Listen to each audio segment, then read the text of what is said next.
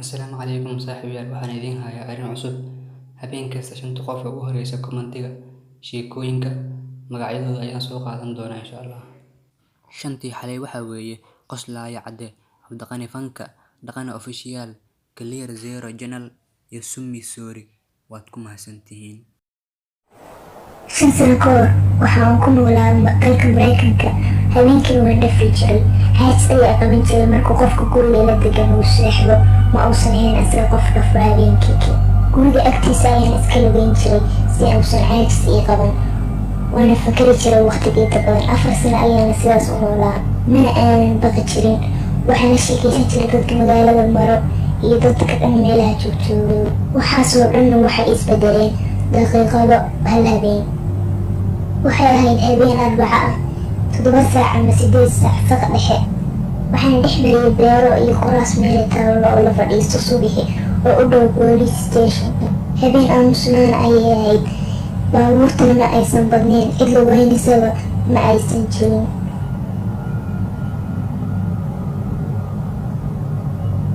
Waxaan marayay waddo geeskeeda oo yara anoo u socdo gurigeygii markii aan arkay ninka. Waddada meesha ay ku eg tahay ayuu taagnaa, waa u ciyaarayay ciyaar aan dhihi karo weligay ma aanan arkin. Waa isu warwareejinayay, markastana hore ayuu u dhaqaaqayay u ciyaaro. La dhihi karo isagoo ciyaaray ayuu soconayay, dhankeyga ayuu soo socday. Waxaan u malaynayay inuu cabsanaa. Waxaan u durkay dhanka waddada oo markuu isoo gaaro si uusan gees iiga maro. Markuu soo dhowaadaba ciyaartiisu way sii xumaanaysay. Wuu u dheeraa, waxa uuna ahaa caata saa'idna laguma sheegi karo. Wuu ii soo dhowaanay, waan u ciyaarayay ilaa aan wejigiisa arki karo. Indhihiisa si aad u weyn ayay u furnaayeen, cadcadaana way ahayeen, cirkana waa ay fiirinayeen. Waxaana uu lahaa bishin cad oo kartoon u eg.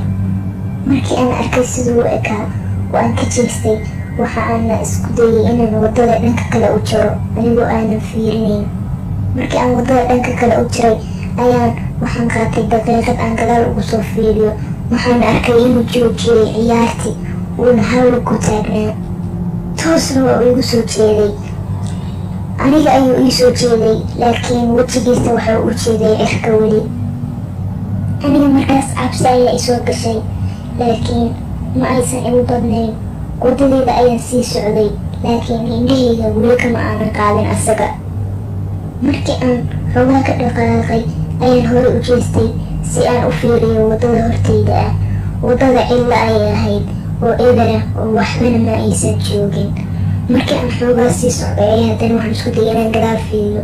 Waxaan arkay inuusan joogin, uu matalay. Ilaa intii aan arkay waxa uu taagnaa gees, waa uuna ka soo dhaqaaqay meeshii uu joogay mar hore. Waxaan kasii jeeday 10 sakan oo keliya.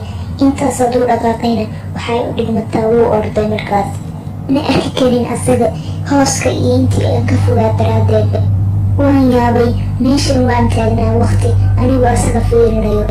Haddana waxa uu bilaabay inuu asagu suulka ku socdo, uu soo dheereeyo si aan loo maqlin, uuna soo ordaya asagoo ku socdo faraha.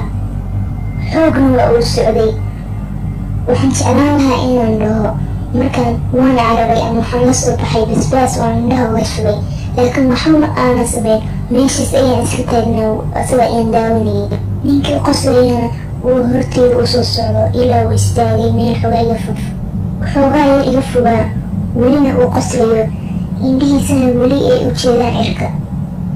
Wixii ugu horreeyaya afkeyga ku soo dhacay. Waxa aana dhibay, maxaa kaa khaldan, meesha maxaa u joogtaa inaan dhaho, laakiin waxa keliya iga soo baxay waxay ahayd aayar aniga u hadlaylay ayuuna hadalka igu go'ay. Qofku ogaan kara cabsidiisa iyo inuu wax ka cabsanayo.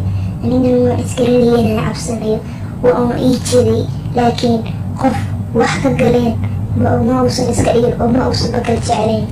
Waa u qoslayay, cirka ayuuna sii fiirinayay.